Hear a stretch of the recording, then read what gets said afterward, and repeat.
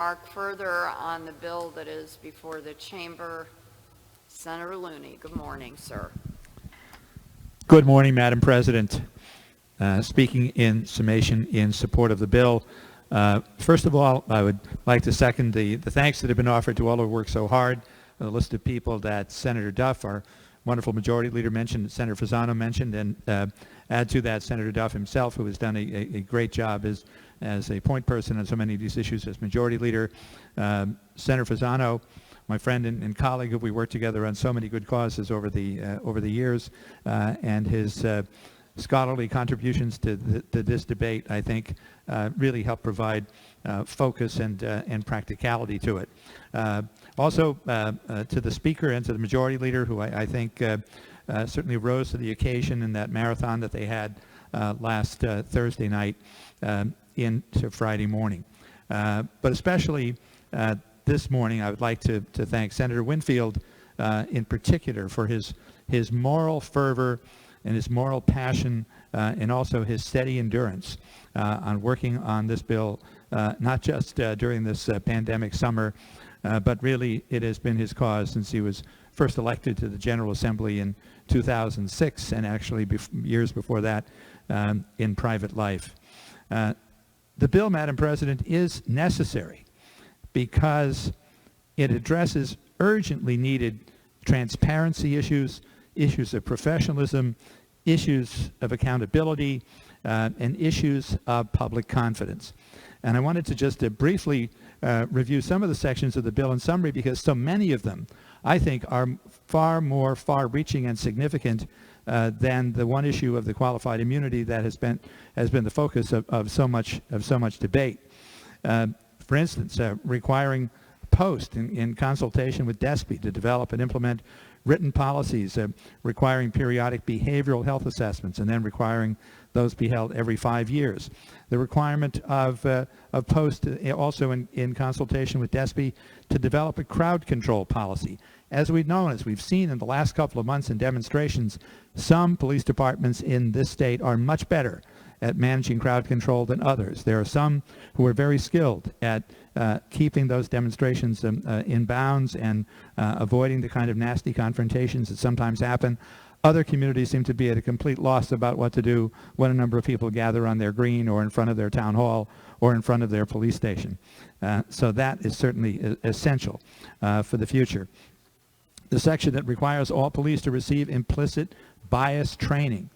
That is just so essential, and for reasons that I'll go into more in a couple of minutes. Post-annual reporting requirements are going to be updated to put a greater focus on minority recruitment, retention, and promotion. As we all know, that is so crucial when we have so many communities that are majority-minority, served by police departments in some cases that are overwhelmingly white.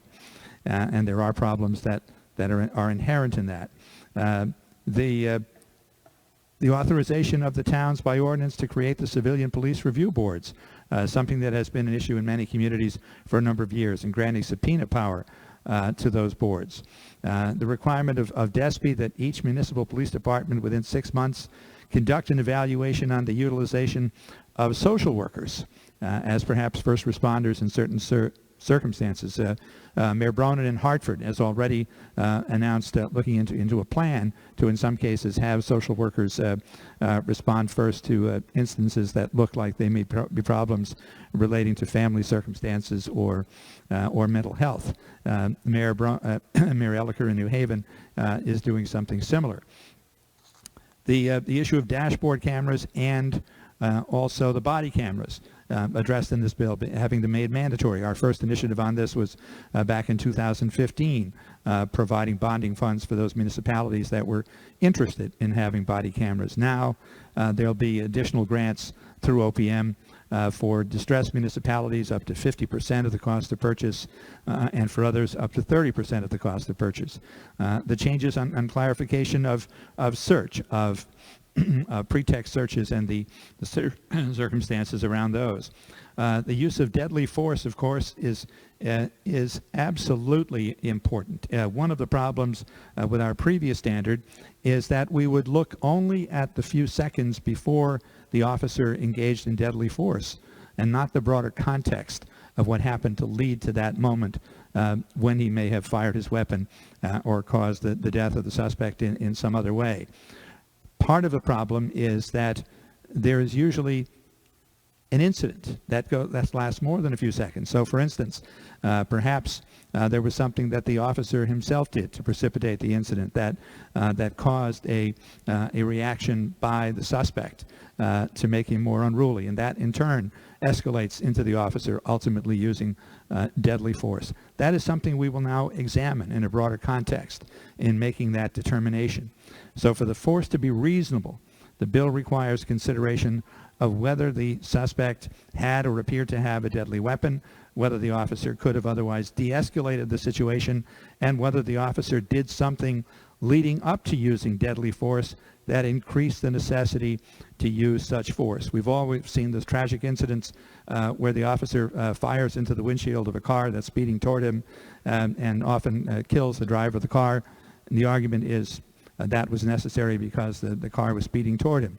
But what happened in the few seconds before that? Did the officer step into the path of that car as it was speeding down the street?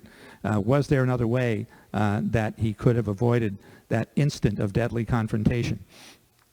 So this is, I think, addressed in a more exacting standard that is now contained in this bill. The duty to intervene has been discussed as well, the duty on fellow officers. Then, of course, creating the newly established office of the Inspector General, which I think inspires public confidence. I think people wanted to see a new way for these cases to be investigated. We already had made a change a few years ago where we removed from the judicial district where the incident occurred the investigation and required the chief state's attorney to assign it to a different judicial district. This goes even further. I believe that the structure of this is constitutional because obviously there is a key role in it for the Criminal Justice Commission, which of course appoints the prosecutors permanently and will have the role of nominating someone to the General Assembly for this position. Also, we will have the requirement that the chief medical examiner is required to investigate certain deaths, and added to that list now are deaths in police or in Department of Corrections custody. In terms of qualified immunity, again, that has been much debated, but it's important to remember that the officer will retain qualified immunity in any circumstance where he had an objectively good faith belief that his conduct did not violate the law. This is actually more protection for the officer than was in the previous draft of the bill. And unless the officer's actions were malicious, wanton, or willful, the law enforcement unit or town will be liable for the officer's actions. Of course, the town will pay and then would be seeking reimbursement for the officer after that. But that standard of willfulness, wantonness, and malicious conduct is a very demanding standard.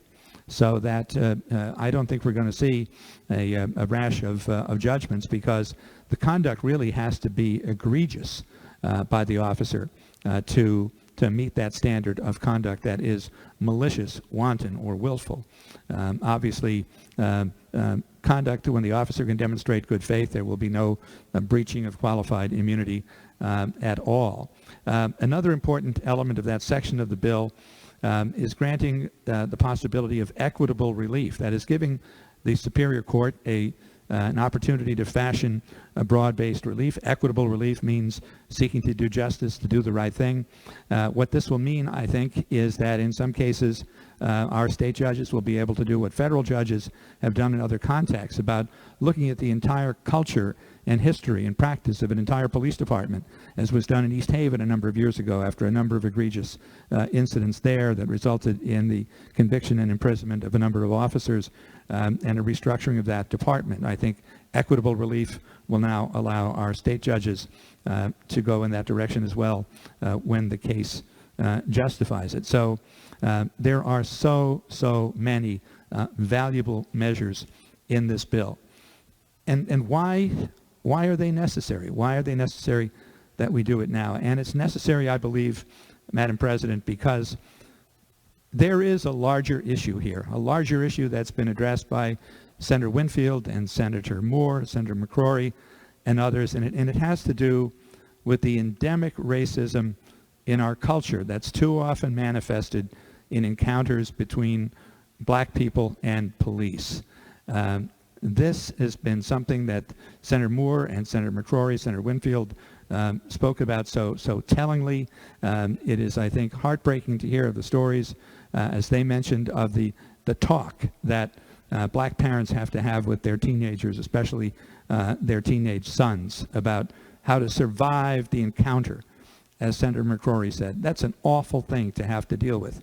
It's not something I thought of or ever thought of, and I didn't have to do when my son began to drive 25 years ago. It's not something that he had to think of recently when my grandson got his driver's license just recently. But it's something that every black parent does have to think about, and that points out to the divide in our society that needs to be addressed. And that issue is connected to the radical segregation in our state. In our state, in our society, these problems are exacerbated by the starkness of the contrast in our small physical distances in our state between communities that are so radically different, where you have majority-minority communities right next door to communities that are 95% or more white. The issue here, as we know, is our housing practices, our zoning practices, our lack of affordable housing. Some would say, well, it's not racist because anybody who can afford to build $1 million house on a 3-acre lot, they're welcome. But it just so happens that is a racially exclusive standard. So in many cases also, we have largely white male officers serving in communities with substantial minority populations, sometimes majority minority populations. Many of those white male officers grew up in those small, segregated, rural and suburban communities and continue to live there. So can some units of cultural sensitivity in the police academy overcome perhaps 25 or more years of experience growing up in racial isolation without experiencing diversity, without ever happening to even know a black person or a Latino person in a social context? Is that person going to be able to comfortably be on the street now, dealing with a population that he's never encountered in other aspects of his life? Perhaps some will be able to do that successfully. Perhaps they'll get a breakthrough epiphany while in the police academy and figure out something, and maybe a veil that was over their eyes will be lifted. But I don't think we can count on that happening all that often. But we all know that most officers, as was said earlier, do want to protect and serve. And they do become police for the right reasons. But there are always a few, and it is those few that cause the societal convulsion that we have experienced. And these few are drawn to police work for the wrong reasons. They are attracted by the badge and the gun, and they see that as a license to bully and a license to harass and a license to intimidate. And that is something that casts a pall over our society as a whole. And it is something that permeates everything that's been talked about tonight, and I think has to be recognized, and is the fundamental reason why this bill is necessary, and it's necessary now in the summer of 2020 in what we're seeing now. And I'd like to mention an experience of my own that brought this to light for me. As when I was about 17 years old, growing up in the Fairhaven section of New Haven, which in the area I lived was overwhelmingly white at the time. It's now largely a Latino area. At that time, there was a substantial majority of Italian Americans, and then a minority of Irish Americans, Polish Americans, German Americans, and some others. But the minority population was probably less than 5%. And there was, at that time, however, a storefront, a black Pentecostal church that rented an old warehouse or garage building on Poplar Street in New Haven, which was around the corner from Grand Avenue, that major thoroughfare in Fairhaven. And on that corner of Grand and Poplar on the Grand Avenue side, There was a drugstore with a soda fountain that was a hangout for the local teenagers. None of us had cars at the time, so we'd walk up there on summer evenings and hang out for a while. So one night, my best friend and I walked up there and had some ice cream, and as we were walking home, all of a sudden, when we were on Blatchley Avenue, approaching Exchange Street, a large black car pulled up on a driveway just in front of us and blocked our path. And an elderly black minister got out of the car and said, "You two boys just firebombed my church. And you were seen leaving the scene, and I know it's you, and I've already called the police. Don't try to deny it." He said, one of my congregants saw these two kids. They were both white, dark-haired teenagers, had dark hair at the time. One of them was wearing jeans and a shirt with a collar, and that pretty much described me. The other was wearing Bermuda shorts and a T-shirt, and that described my friend. So he said, "We've already called the police. Don't try to run away. I know you did it. You were seen." And at that point, a police cruiser pulled up, and a white police sergeant got out of the car, asked what's going on here. And the minister turned to him and said, "I demand that you arrest these two boys. They firebombed my church. And they were seen, and they got their description, and I demand that you arrest them right now." Without acknowledging anything that the minister had said, the officer turned to us and said, "Well, what do you say?" And we said, "We did nothing of the kind. We were just walking up to the drugstore on Grand Avenue. We never were on Poplar Street at all." And the minister kept saying, "I demand that you arrest them. I demand that you arrest them. They firebombed my church." The sergeant turned to the minister at this point and said, "You shut up. Don't interrupt me. I'm in control here. And if you keep interrupting me, I'm going to arrest you for interfering and for breach of peace." So then he talked to the two of us again, asked us our names, and didn't ask us for any ID, just our names, our addresses, our telephone numbers. We were at the corner of Exchange and Blatchley. There was a man, Mr. McNamara, who was sitting on his porch, saw the whole thing and heard the whole thing. He got up and he said, "Sergeant, I can vouch for these two young men. They're both active as volunteers at St. Rose Church. They were both altar boys there. I know they would never do any such thing." So when at that point then, when the officer had taken our information, the minister said again, "Well, what are you going to do? I demand that you arrest them. They have firebombed my church tonight." The report is that they fired M80s and rockets and other fireworks into our church as services were going on, putting people at risk. And at that point, the sergeant just said, "I warned you before not to interrupt me, not to speak unless I ask you a question, and if you say one more word, you're the one that's going to be handcuffed and going to be taken downtown in this police car." And at that point, the minister got back into the car. My friend and I walked away. We went home, terribly shaken by the experience, as you might imagine, not knowing what to do or say. But within about an hour later, I got a call that probably gave me the greatest relief I've ever had in my life, that my friend's father had called the police department. He had made a contact there and was told that the same two kids had come back to the church and done it again, probably at the very same time that we were being stopped. And this time, they were caught by a couple of members of the congregation and were held for the police. And again, and one of them had jeans and a collared shirt, and the other had Bermuda shorts and a T-shirt. And the officer who my friend's father spoke with said, "The boys are in the clear. Don't worry about it. Have a good night."